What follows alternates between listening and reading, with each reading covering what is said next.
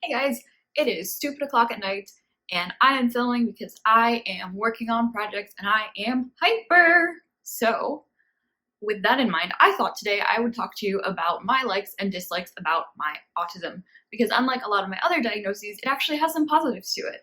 I mean, I can't say there are any positives to like EDS or anxiety or depression beyond maybe being able to relate to other people that have them, but autism, that's a different story.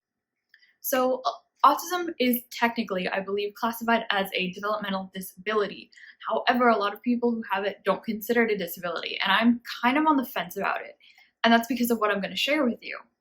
So, first, let's start with the negatives. Sensory overload. I hate getting sensory overload, and if you know me really well, you've probably seen me go into it at some point. It was a lot worse when I was a child, but essentially, a lot of things, mainly sounds, sometimes get very overwhelming for my brain, and I just shut down. I stop being able to talk.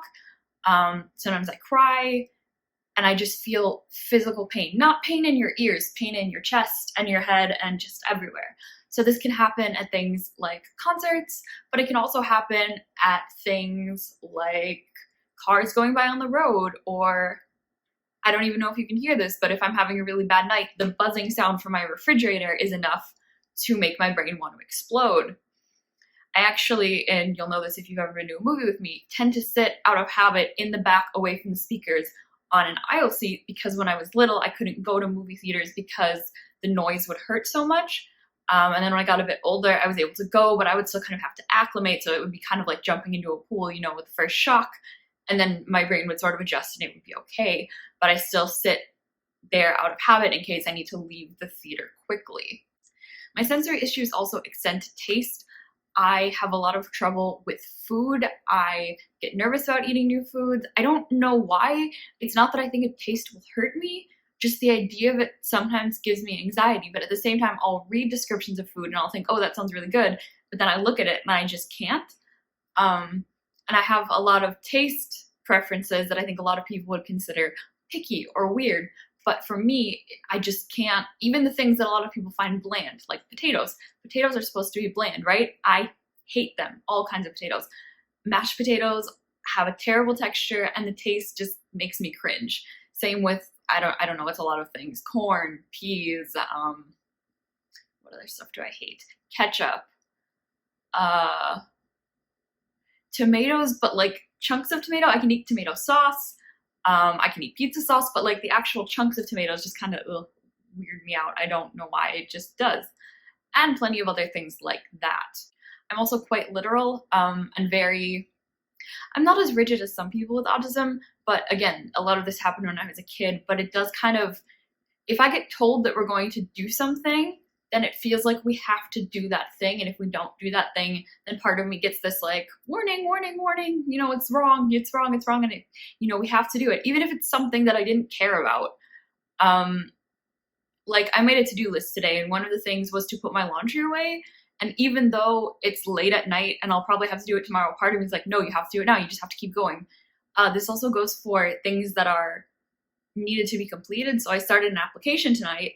And even though I have about 2 weeks for the deadline, my brain is like, you started it, you have to finish it, you have to finish it, you have to finish it, you have to finish it. And I'm making this video to force myself to not finish it because I have a question that needs to be answered and it doesn't need to be finished right now. There's absolutely no need. I'm gonna make a separate video about this if you guys are interested, but I am very much a perfectionist just about myself.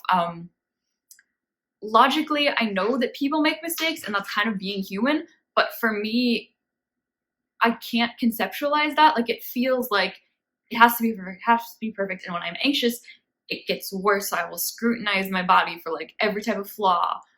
Or if I get a 95 on an exam, that's not 100, so it's wrong. Or if I do some little mistake, it's not right, therefore it must be wrong. There isn't a lot of gray in my mind when it comes to me.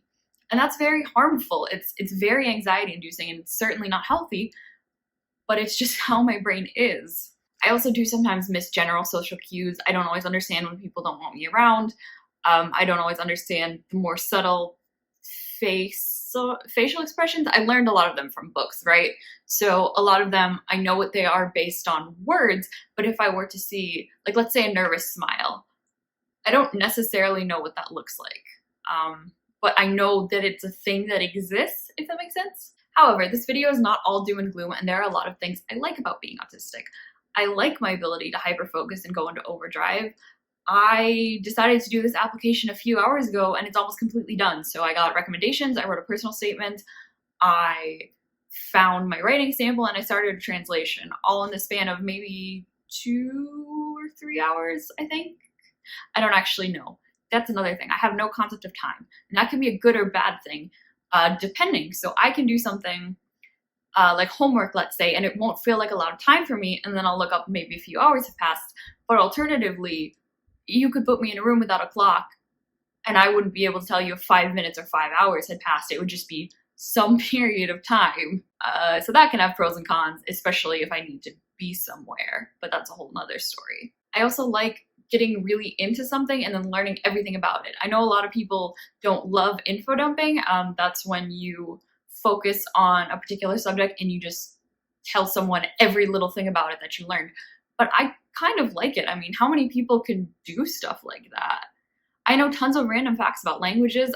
I know a lot of languages, and I'm cool with that. Same with D&D. Like, it's been less time that I've been into Dungeons and Dragons, but I know quite a bit about classes and races, mainly because that's what I'm interested in. I don't know as much about monsters because I'm not usually a DM, but it's still something I'm really into.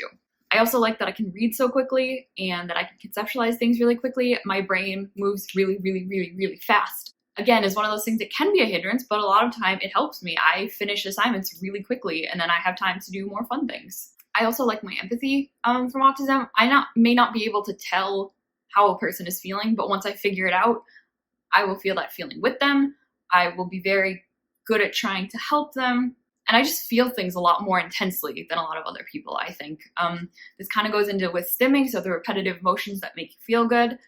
When I do that, or when I get a happy feeling, sometimes it's so much that my body can't contain it and it just wants to like explode out with joy. And that's really nice. I don't think a lot of people, like neurotypical people, experience that, but I wouldn't want to give that up. I like that feeling. It's like being wrapped in a blanket made of sunshine that also has fireworks in it, but not in a painful way, like in a really excited, happy way. And I can't describe it any better than that, but I hope that gives you some idea. I'm also very good at picking out patterns and puzzles, and I see a lot of things as patterns and puzzles, which makes everything kind of like a big game to solve, which is fun. If you can look at a problem and look at it in the sense of it being a puzzle that needs to be solved rather than an emotional thing with tons of complications, and believe me, I do that too, it is easier to solve. Basically, autism is one of those diagnoses that's kind of hard to encapsulate because it's so different for everyone. So this is purely my version of what I like and dislike about my autism,